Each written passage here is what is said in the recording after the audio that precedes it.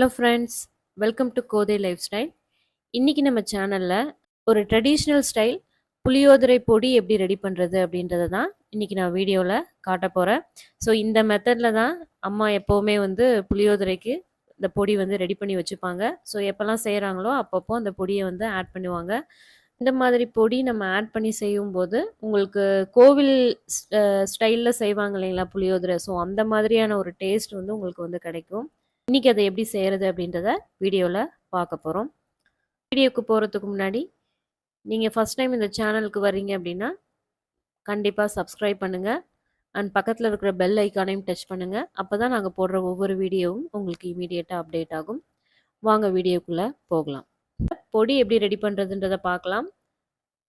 So அதுக்கு என்னென்ன ingredients தேவை அப்படின்றத வீடியோவில் உங்களுக்கு காமிச்சிருக்கேன். வரமிளகாய் ஒரு 10 எடுத்துக்கோங்க உங்களோட காரத்துக்கு ஏற்ற மாதிரி.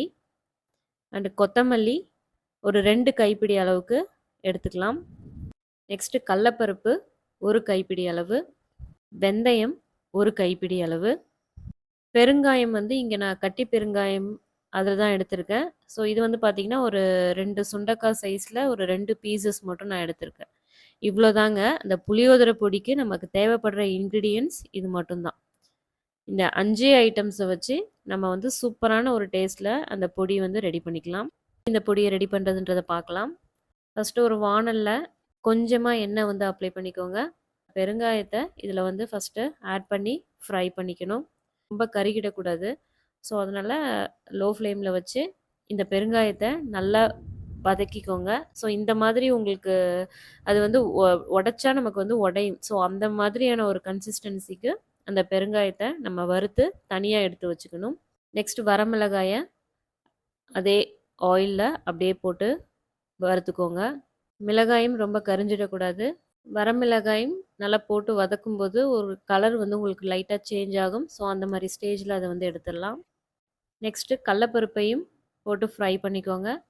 இதுவுமே ஒரு கோல்டன் கலரில் நமக்கு வரும். ஸோ அந்த மாதிரி ஸ்டேஜில் வரும்போது அதையும் தனியாக எடுத்து வச்சுக்கணும். நெக்ஸ்ட்டு வெந்தயம், அதையும் நல்லா போட்டு வறுத்துக்கோங்க. இதுவும் நமக்கு கோல்டன் கலர் வரும்போது அதையும் தனியாக எடுத்து வச்சுக்கோங்க. அண்ட் ஃபைனலாக கொத்தமல்லி, இதையும் நல்லா போட்டு வானல்லே நல்லா வறுத்து எடுத்துக்கோங்க. இதுவும் நமக்கு கலர் லைட்டாக சேஞ்ச் ஆகும்போது நம்ம எடுத்து தனியாக ஸ்டோர் பண்ணி வச்சுக்கலாம். அவ்வளோதாங்க. இது எல்லாத்தையுமே நம்ம தனித்தனியாக தான் போட்டு வதக்கி எடுத்துக்கணும். ஏன்னா நமக்கு ரொம்ப கரிஞ்சிருச்சு அப்படின்னா நமக்கு அந்த புளியோதரையோட டேஸ்ட்டே வந்து மாறிடும். எல்லாத்தையுமே தனித்தனியாக போட்டு வதக்கி எடுத்து அதை வந்து ஒரு பிளேட்டில் வச்சு ஆற வச்சுக்கோங்க. இது எல்லாம் நல்லா ஆறின பிறகு அரைச்சி எடுத்து வச்சுக்க வேண்டியதுதான். ஆறின பிறகு மிக்ஸி ஜார் எடுத்துக்கோங்க. ஃபஸ்ட்டு அதில் வரமிளகாயை வந்து ஆட் பண்ணிக்கோங்க. ஏன்னா அதுதான் நமக்கு அவ்வளோ சீக்கிரம் அரைப்படாது. அதனால் ஃபஸ்ட்டு வரமிளகாயை உள்ளே போட்டுக்கோங்க.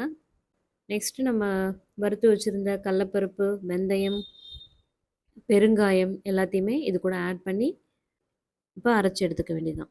இந்த பொடி நம்ம அரைச்சி எடுக்கும்போது உங்களுக்கு எந்த மாதிரி கன்சிஸ்டன்சியில் வேணுமோ அதில் வந்து நீங்கள் வந்து அரைச்சி எடுத்துக்கலாம். ஒரு சில பேருக்கு அந்த மசாலாஸ் வந்து பார்த்திங்கன்னா கொஞ்சம் திப்பி திப்பியாக இருந்ததுன்னா சில பேருக்கு பிடிக்கும். சில பேருக்கு பவுடராக இருந்தால் பிடிக்கும். எந்த கன்சிஸ்டன்சியில் உங்களுக்கு வேணுமோ அந்த மாதிரி நீங்கள் அரைச்சி எடுத்துக்கலாம். அவ்வளோதாங்க. நான் ஒரு 5 பொருளை வச்சு சிம்பிளான மெத்தடில் புளியோதரை பொடி வந்து ரெடி பண்ணியாச்சு. ஸோ இந்த புளியோதரை பொடி எவ்வளவு ஆட் பண்ணணும் அப்படின்றதும் ரொம்ப ரொம்ப இம்பார்ட்டண்ட். அந்த பொடியை வச்சு எப்படி நம்ம அந்த புளியோதரை ரெடி பண்ணுறது அப்படின்றத உங்களுக்கு பார்ட் 2 வீடியோவில் அப்லோட் பண்ணுறேன். இந்த மாதிரி நீங்கள் பொடி ரெடி பண்ணிக்கிட்டீங்க அப்படின்னா உங்களுக்கு வந்து எப்போ வேணால் இன்ஸ்டண்ட்டாக நம்ம வந்து புளியோதரை வந்து ரெடி பண்ணிக்கலாம். ரொம்ப ரொம்ப டேஸ்ட்டாக கோவில் ஸ்டைலில் உங்களுக்கு இந்த புளியோதரை இருக்கும். இந்த பொடியை நீங்கள் புளியோதரைக்கும் யூஸ் பண்ணலாம். அதே மாதிரி லெமன் ரைஸுக்கும் நீங்கள் வந்து யூஸ் பண்ணிக்கலாம். அவ்வளோதாங்க. பாரம்பரியமான புளியோதரை பொடி ரெடி. இந்த வீடியோ உங்களுக்கு பிடிச்சிருந்தது அப்படின்னா லைக் பண்ணுங்கள், கமெண்ட் பண்ணுங்கள், ஷேர் பண்ணுங்கள் அண்ட் மறக்காமல் நம்ம சேனலுக்கு சப்ஸ்கிரைப் பண்ணுங்கள்.